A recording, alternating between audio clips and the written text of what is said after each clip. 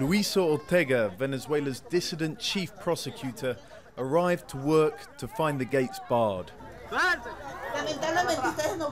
They won't let me go inside. Unfortunately, you saw how they pushed me, how they attacked me so that I couldn't enter.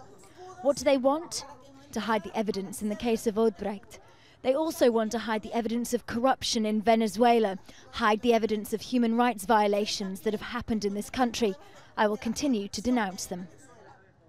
Shortly after, the country's newly formed and all-powerful Constituent Assembly made its first order of business firing her, freezing her accounts and charging her with breach of public duty. Conforme a la votación, queda removida de su cargo. In agreement with the vote, Luisa Ortega Diaz is stripped of her post as chief prosecutor.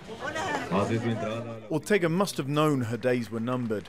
The former government loyalist had spoken out about mistreatment of anti-government protesters. More than 500 have been reportedly tried in military courts and against the Constituent Assembly itself. It's a superbody filled with government supporters, able to rewrite the constitution and dissolve the country's opposition-dominated Congress as it chooses to. Not just Ortega, but 40 countries around the world believe that's a blow to Venezuelan democracy. On Saturday, the South American Mercosur trading bloc added to the international pressure, suspending indefinitely Venezuela's membership.